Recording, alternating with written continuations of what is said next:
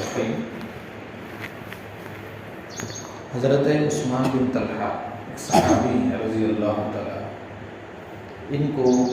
مکہ کے کعبۃ اللہ کے جو دروازے کی چابیاں ہیں انہی کے حوالے ہیں۔ جس وقت فتح مکہ ہوا اس وقت اللہ کے رسول صلی اللہ علیہ وسلم نے کعبۃ اللہ کے اندر 2 رکعات نماز ادا کرنے کے لیے چابی منگوائی، تو انہوں نے راہ فرار اختیار کی۔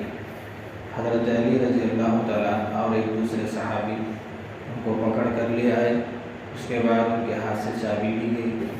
لینے کے بعد انہوں نے دیتے وقت یہ کہا کہ یہ آپ کے جو حوالے میں کر رہا ہوں یہ اللہ کی جانب سے امانت میں ہے۔ اللہ کے رسول صلی اللہ علیہ وسلم نے اس چابی کو لیا، لے کر 2 رکعات نماز ادا کی،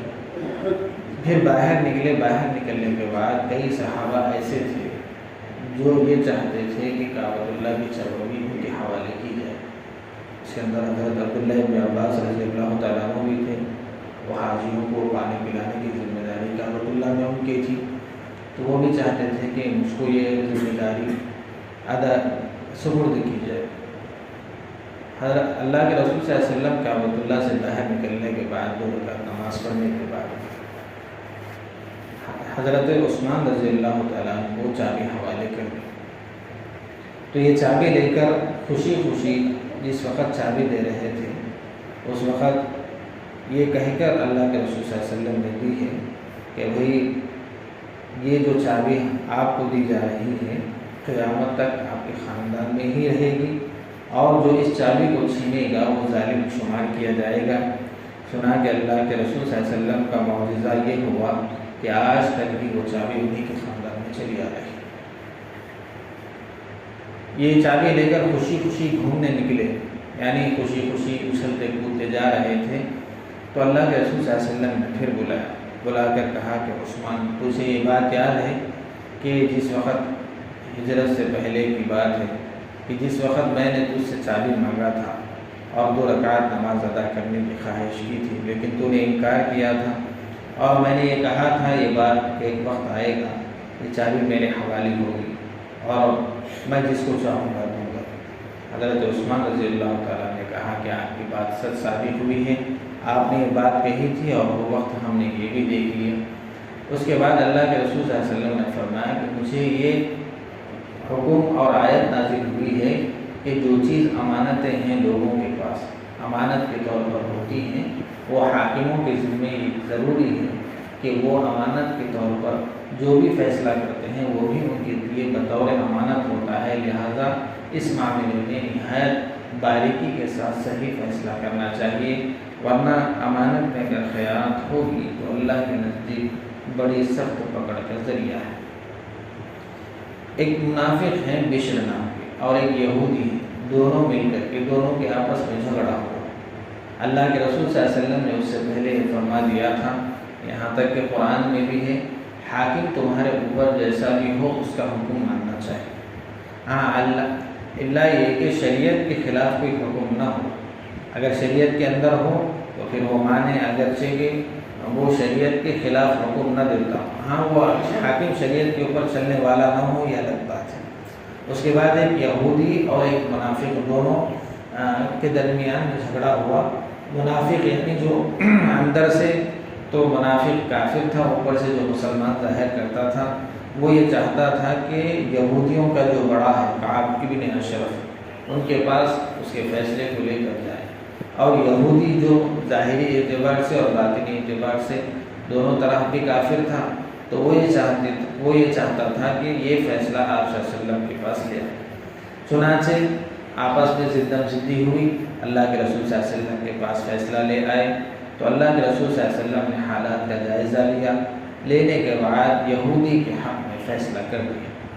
تو بشر جو منافق تھا، ظاہری اعتبار سے اپنے آپ کو مسلمان کہتا تھا، وہ مطمئن نہیں ہوا، اس لیے کہ اس کو کچھ ایسی باتیں معلوم تھا کہ جس وقت اگر ہم یہودیوں کے بڑوں کے پاس چلے جائیں تو وہ رشوت دے کر کے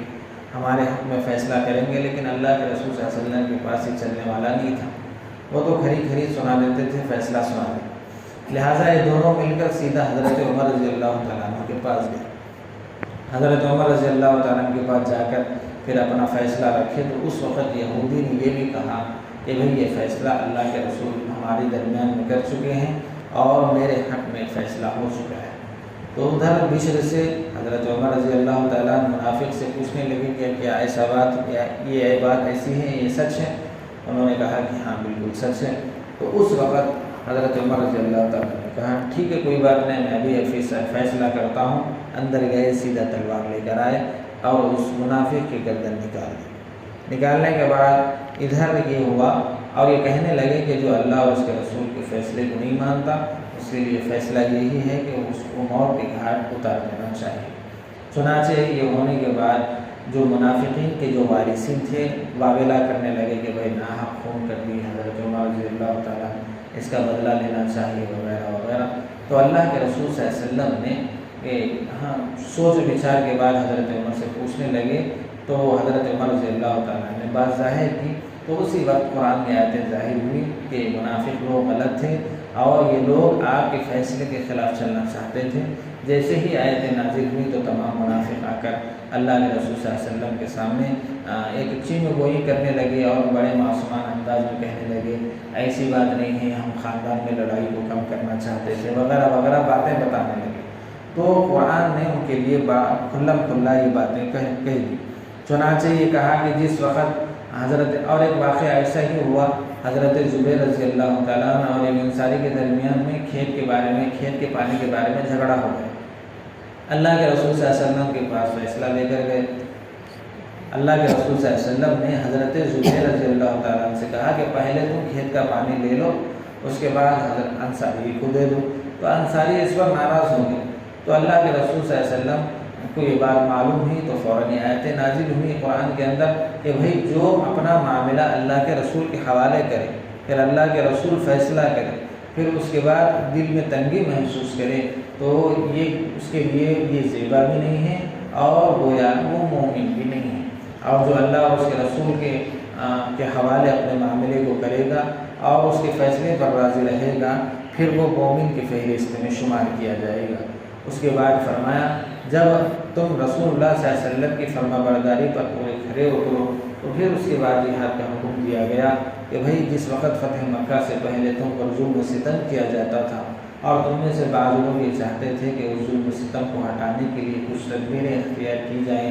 جہاد کے سلسلے میں وغیرہ، تو اب تم کو اس بات کا حکم دیا جا رہا ہے کہ تم جہاد کے لیے اللہ کے راستے میں نکلو اور اپنے اوپر جو ظلم و ستم ہوا ہے یا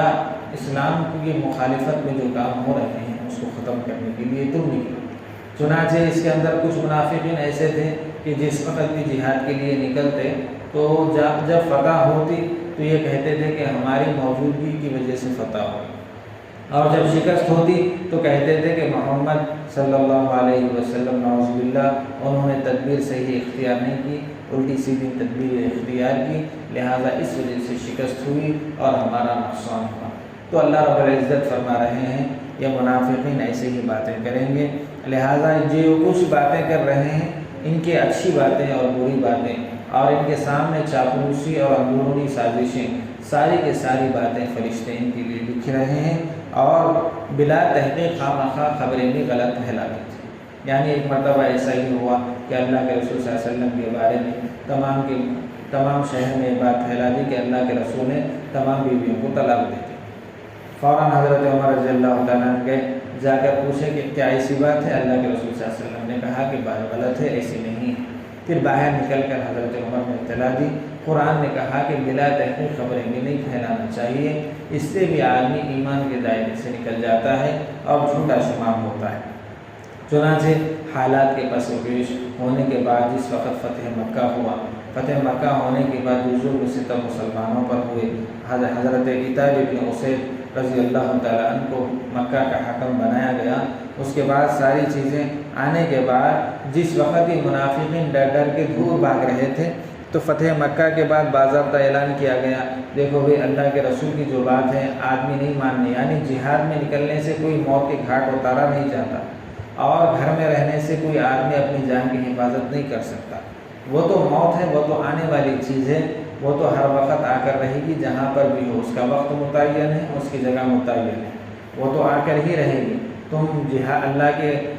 فرما برداری سے بھاگ کر اپنی جان کو بچا نہیں سکتے، اپنے گھر میں رہ کر اور جہاد میں نہیں کر اپنے جان کو گنوا نہیں سکتے۔ اس کے بعد یہ فرما رہے ہیں کہ آپس میں مسلمان وغیرہ محبتوں کو بڑھانے کے لیے، تعلقات کی بڑھانے کے لیے سلام کا رواج کرے۔ اللہ کے رسول صلی اللہ علیہ وسلم ایک مرتبہ مجلس میں بیٹھے ہوئے تھے، ایک صحابی آئے، انہوں نے السلام علیکم کہا، اللہ کے رسول نے کہا کہ ان کو درس نہیں کیا۔ پھر دوسرے صحابی آئے، السلام علیکم ورحمۃ اللہ،